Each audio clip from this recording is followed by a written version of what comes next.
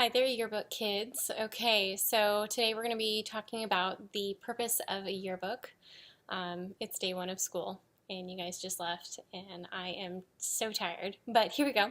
So we're going to talk about the purpose of a yearbook, and first I wanted to show you a quick video clip on what a yearbook should definitely not be. So here's just something fun to kind of get the discussion started and target your learning towards what a yearbook should be and kind of the main purposes that I'm going to have you guys take notes on. Yeah, baby! What? We just had the best idea ever! And it's not just taking turns saying each word in a sentence! What could be a better idea than the alternating of words? Please don't encourage them, Star. We had the great idea to Just say it! We want to make yearbooks for the Titans. Of what year is this book? The year is this year, Star!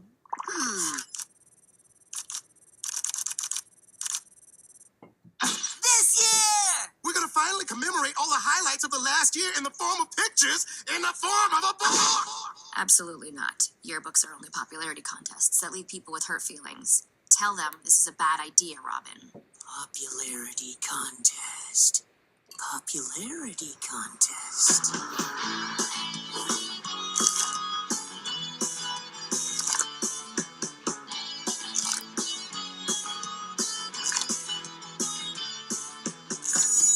I sign the yearbook? Sure, I still have some space in the corner of this page. I want to sign it too, Your Majesty! Keep in touch with me, bro! I want you to have a good summer.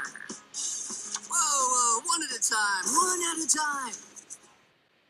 Okay, so obviously what you guys should pull away from that is that a yearbook is not supposed to be a popularity contest. So we strive really hard in Lycos to make sure that our coverage is really fair and representational of our school. And so to make sure our coverage is really dynamic, we focus in on some main purposes of a yearbook. The earliest record we have of a yearbook is a yearbook from 1845, and yearbooks when they first started were really more of a scrapbook. So it had pictures, sometimes there was captions or records about who was there, but mainly it was supposed to show evidence about who taught there, who went there, some of the subjects, but it really wasn't an accurate representation of the school or the year. Now yearbooks now, what we strive for is to be a journalistic publication. So much like a newspaper or a newsroom, we report on the actual happenings of the school and the student life and what happened in the year of that book. And so we really try and encompass all coverage, you know, what's happening in pop culture, what's happening with our student body, what's on trend, things like that. So a yearbook is so much more than a scrapbook. So a modern day yearbook serves many functions, and for your homework again I would like you to take notes about the purposes of yearbooks so we can talk about it tomorrow, and also we can do some goal setting about how we're going to be an effective staff and accomplish these purposes. So modern yearbooks serve many functions. One is to be a picture book, followed by a history book, a reference document, it's a public relations piece, and yearbooks are supposed to be fun. So let's talk about the first purpose of a modern day yearbook, which is a picture book. So a yearbook is a picture book first and foremost. The first thing that your audience is going to look at when they look at your spreads, which are 2 pages in a yearbook, facing each other, is the pictures. That's what pulls your reader in. So first and foremost, it's a picture book. However, those pictures, we want those pictures to be authentic and journalistic, like we're capturing a snippet of time, the essence of a scene, not posed photos. We do not put selfies in the yearbook. We don't put posed photos. We really want to accurately represent if somebody was able to just peek in a little window, say they have time top. So you can see on this spread that I have an example right here. These are all candid photos, which means that the subjects don't know that the photographer is taking the photo. They're not posing for the photo. They're not, smiling directly at the camera. They are just, interacting and doing what they are doing, and then the photographer is there to capture the essence of the scene, their actions and reactions just as they truly happened, which is what we want out of our pictures. So here you can see another representation of the yearbook functioning as a picture book. The other thing that we want to strive for with our yearbook being a picture book is to have a wide variety of shots. So we want to think about different groupings, different combinations of individuals, as well as representing all individuals at our school. We want to make sure to represent all races. We want to make sure that we represent all genders equally, and that's something that we really need to focus in on and strive for this year. You can also see that there's a large variety of the photos. We have some big, some small, we've got some cutouts. It's very interesting. It's not all the same size. It's really a dynamic spread with the representation of the photos. So the next thing that the yearbook is supposed to be for, the purpose, is to be a history book.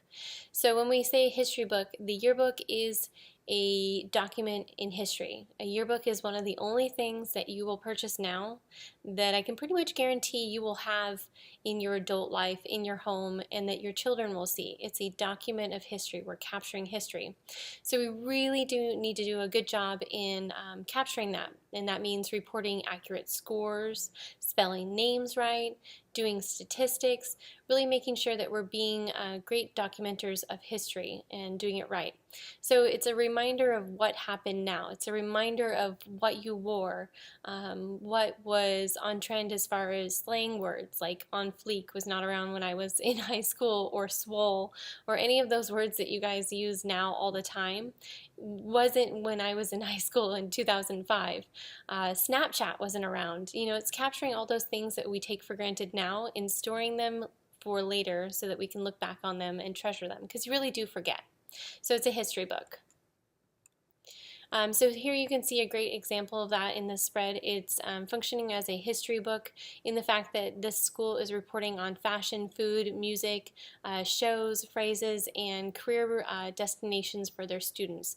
They're recording that documented those documented items now so that their students looking back in 100 years from now, they can look back and go, okay, what was happening in 2018? What were people wearing? What did we think was great food? What kind of music were we into? Those are all things that we want to make sure to capture in our book when we're thinking about the purpose of it being a history book.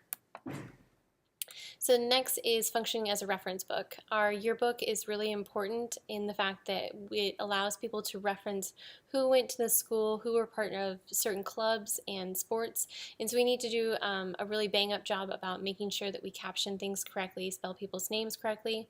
Our yearbook can even be used in court as a document for IDing people, so it's very important that we are accurate about that, and that's why we have our fact check department to make sure that we're doing a good job about that.